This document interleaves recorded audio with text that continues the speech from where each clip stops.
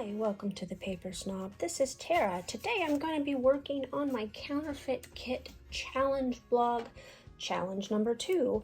Each month, CKCB issues 2 challenges. The first one is on the 12th of the month, and the second one is for the 18th of the month. Today's challenge is to do a layout about celebration. And here comes Jasper to say hi.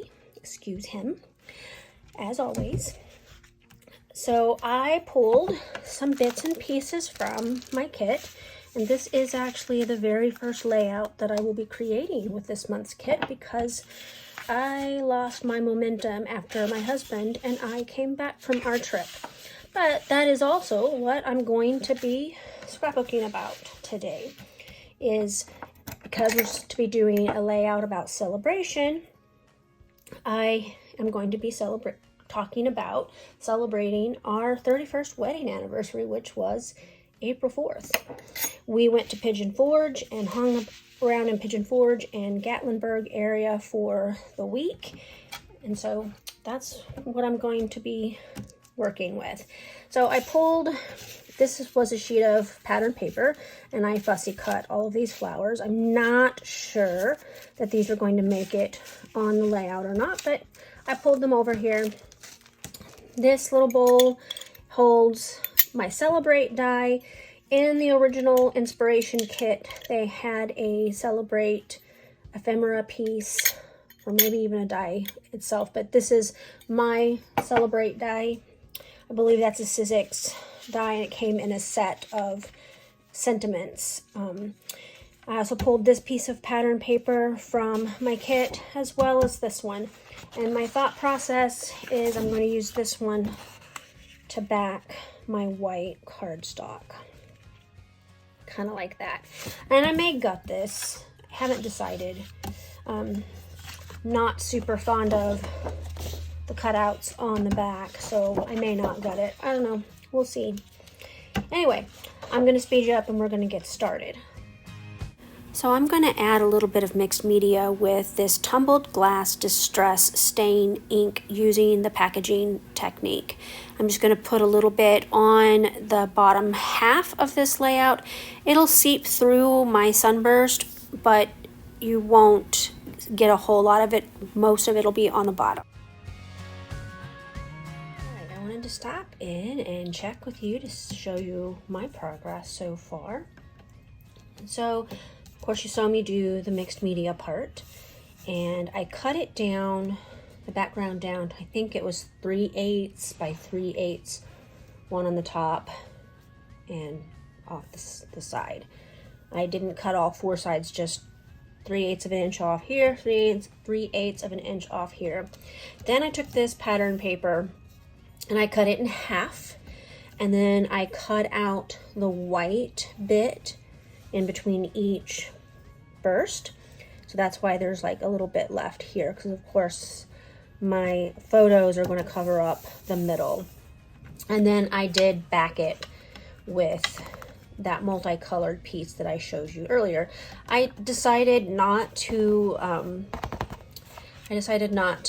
gut it because I'm going to stitch, and I want that weight for the stitching, although it probably would be okay. But I am going to go ahead and stop the camera and do the whole piercing with my paper piercer and the hand stitching off camera, because you don't need to see me do that. But I do want to kind of make a note.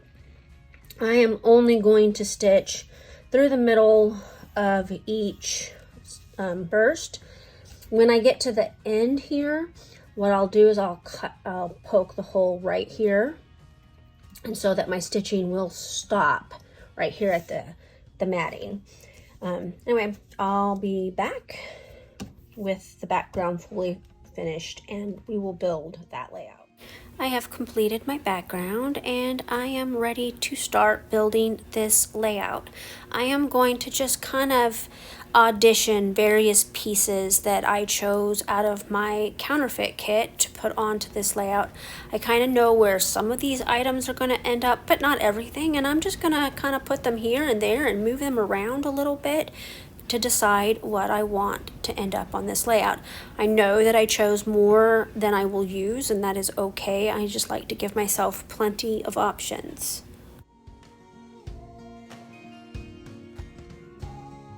So I know that this banner piece, I want to hold my title, and you will note that I die cut 3 of the word celebrate. And the reason that I do that is because I like to stack word die cuts up when I cut them, because I like the texture that I get with a stack. It kind of looks a little bit more like a thickers, and I think it makes it stand out from the page a little bit more. I'm really trying to decide if I like the journaling block that I have chosen here, and I'm eyeballing it while I mess around with these other bits and pieces. Now note again, I'm not gluing anything down just yet, because I am certain that things aren't quite where they need to be, and I just removed that journaling block, and I think I have decided that I'm going to stamp down there on the bottom. I have also added a few bits and pieces like the floral and the hearts, and I'm kind of just moving things around at this point. I had to stop the camera momentarily because I needed to check on dinner. Sorry about that. I forgot that I was cooking. I got so caught up in my scrapbook layout that I forgot that I was actually making dinner. We mustn't starve the humans, right? So I am playing with these little metal hearts that I have chosen to put on this layout. I'm going to use those in place of enamel dots.